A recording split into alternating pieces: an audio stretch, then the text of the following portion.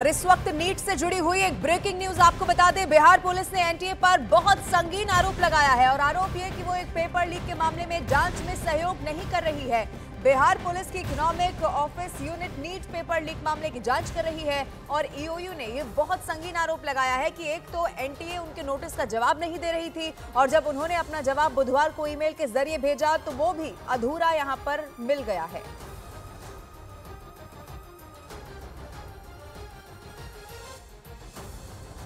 और 732 में 720 में से 720 अंक लाने वाले 67 छात्रों ने नीट यूजी 2024 को टॉप किया है और उन पर उंगली उठ रही है। इन्हीं में शामिल है झज्जर के गांव चमनपुरा की अंजलि यादव।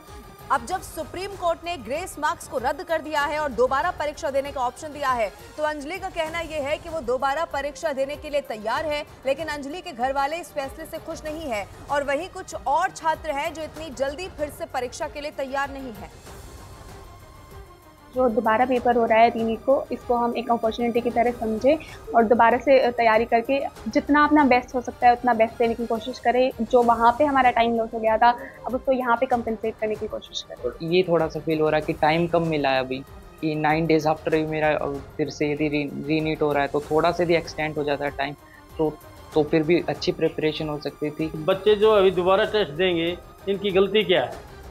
या तो सभी का टेस्ट दोबारा होना चाहिए या फिर इनका टेस्ट नहीं होना चाहिए दोबारा।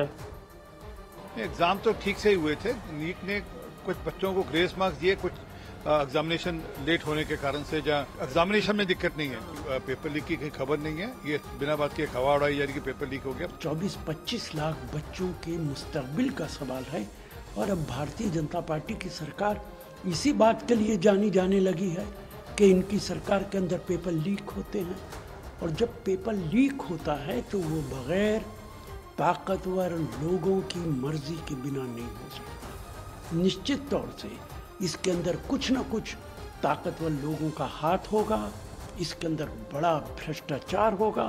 देश भर में नीट परीक्षा पर मचे घमासान के बीच सुप्रीम कोर्ट ने ग्रेस नंबर पाने वाले छात्रों के स्कोर कार्ड रद्द करने का आदेश जारी कर दिया। मतलब जिन 1563 छात्रों को नीट की परीक्षा में ग्रेस नंबर मिले थे उनके रिजल्ट बिना ग्रेस नंबर के दोबारा जारी किए जाएंगे। इसके अलावा उन सभी छात्रों के पास दोबारा परीक्षा देने का भी विकल्प होगा। कोर्ट में सुनवाई के दौरान पहली बार नीट की परीक्षा कराने वाली एजेंसी एनटीए ने ग्रेस नंबर के मामले में अपनी गलती मानी, लेकिन सुप्रीम कोर्ट के इस फैसले के बाद भी छात्रों का गुस्सा शांत नहीं हुआ।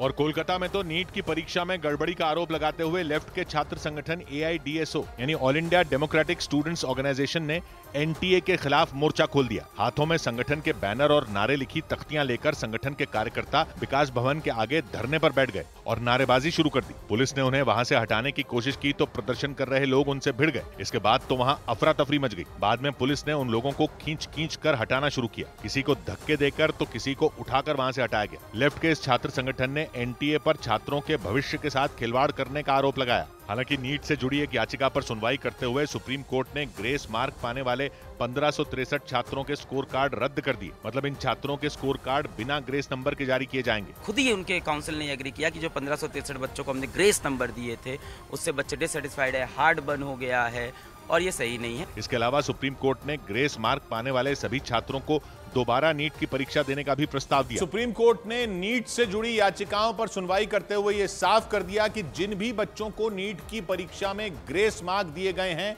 वो हटा लिए जाएंगे। बड़ी बात यह कि ग्रेस मार्क पाने वाले 1563 बच्चों में 44 बच्चे वो हैं जिनके पूरे 720 नंबर आए हैं। इस बार नीट की परीक्षा में 67 बच्चों ने टॉप किया है और टॉप करने वाले उन सभी 67 बच्चों को पूरे 720 नंबर मिले। सुप्रीम कोर्ट ने जिन 1563 बच्चों के ग्रेस मार्क हटाने का फैसला सुनाया उनमें टॉप करने वाले 67 बच्चों में 44 बच्चे शामिल हैं। हालांकि कोर्ट ने 1563 बच्चों के सामने 2 विकल्प रखे हैं। पहला विकल्प ये कि वो बिना ग्रेस मार्क के नीट की काउंसलिंग यानी मेडिकल कॉलेजों में दाखिले की प्रक्रिया में शामिल हों। दूसरा ये कि वो नीट की दोबारा परीक्षा दें और जो नंबर आए उसके हिसाब से वो काउंसलिंग में जाएं। इस बार नीट की परीक्षा 5 मई को हुई थी और रिजल्ट 4 जून को आया था। हंगामा तब शुरू हुआ जब गड़बड़ी का आरोप लगाते हुए सुप्रीम कोर्ट में 3 याचिकाएं दाखिल कर रिजल्ट को चुनौती दी गई। इनमें सुप्रीम कोर्ट ने ग्रेस नंबर दिए जाने वाली याचिका पर सुनवाई की। सुनवाई के समय एनटीए ने ग्रेस नंबर पाने वाले छात्रों को 23 जून को दोबारा परीक्षा करवाने का प्रस्ताव दिया। मतलब 23 जून को 1563 छात्रों के लिए दोबारा नीट की परीक्षा करवाई जाएगी। 30 जून से पहले रिजल्ट जारी किया जाएगा ताकि 6 जुलाई से पहले होने वाली काउंसलिंग प्रभावित न हो।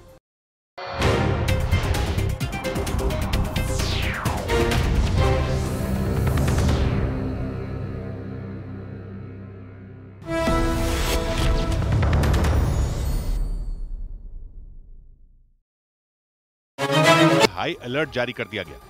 इन दोनों जिलों में नाकेबंदी कर आतंकियों की तलाश शुरू कर दी गई। न सिर्फ जमीन पर बल्कि आसमान से भी आतंकियों की तलाश तेज कर दी गई ताकि किसी भी सूरत में आतंकियों के मंसूबों पर पानी फेरा जा सके। और तो और जम्मू कश्मीर के डीजीपी ने आतंकियों को हर हाल में मार गिराने का भरोसा दिया।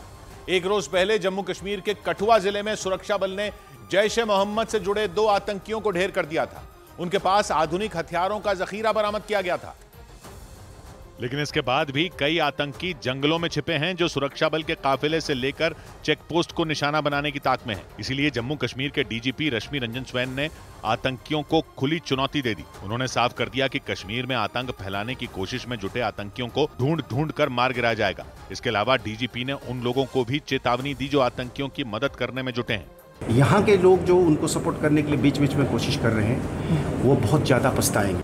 जम्मू कश्मीर के रियासी जिले में 9 जून को श्रद्धालुओं की एक बस पर आतंकियों ने हमला कर दिया था। उस आतंकी हमले की जांच कर रही एनआईए की टीम ने यह दावा किया गांव के कुछ लोगों ने हमले में आतंकियों की मदद की थी। इसीलिए डीजीपी ने आतंकियों के मददगारों को चेताया। लगे हाथ उन्होंने पाकिस्तान पर भी हमला बोला। उन्होंने पाकिस्तान को ललकारते हुए साफ कर दिया कि सरहद पार से आने वाला कोई भी आतंकी जिंदा वापस नहीं जाएगा। और खुफिया एजेंसियों ने कश्मीर में हो रहे इन आतंकी हमलों के पीछे पाकिस्तान की खुफिया एजेंसी आईएसआई के फैल्कन 50 प्लान के होने का दावा किया। सूत्रों के मुताबिक आईएसआई का फैल्कन 50 आतंकियों का एक ग्रुप है और उस ग्रुप में आतंकी संगठन लश्कर तैयबा और जैश ए मोहम्मद के आतंकी शामिल हैं। खुफिया सूत्रों के मुताबिक फैल्कन 50 में शामिल आतंकियों को आईएसआई ने हिंदुस्तान में आतंक फैलाने के लिए खास ट्रेनिंग दी। सूत्र बताते हैं कि इनकी ट्रेनिंग पाकिस्तान के कब्जे वाले कश्मीर में मौजूद आतंकी कैंपों में हुई। दावा किया गया कि इसमें शामिल आतंकी घात लगाकर हम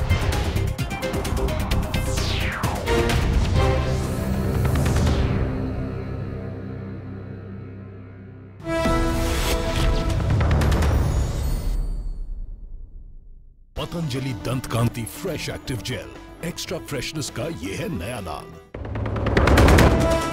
प्रधानमंत्री नरेंद्र मोदी G7 शिखर सम्मेलन में हिस्सा लेने के लिए इटली पहुंचे। आज फ्रांस, ब्रिटेन, जर्मनी, इटली और जापान के साथ करेंगे द्विपक्षीय वार्ता। अमेरिका के राष्ट्रपति से भी होगी मुलाकात। नीट विवाद पर सुप्रीम कोर्ट के आदेश के बाद 1563 कैंडिडेट्स के लिए 23 जून को री एग्जाम का ऐलान। वहीं पेपर लीक के मामले पर केंद्रीय शिक्षा मंत्री की 2 टूक, कहा पेपर लीक के कोई प्रमाण नहीं। दिल्ली के चांदनी चौक में कपड़ों की दुकान में लगी भीषण आग। 50 से ज्यादा दमकल की गाड़ियां मौके पर, 12 घंटे बाद भी आग पर नहीं पाया गया काबू। बीजेपी और आम आदमी पार्टी ने एक दूसरे पर साधा निशाना।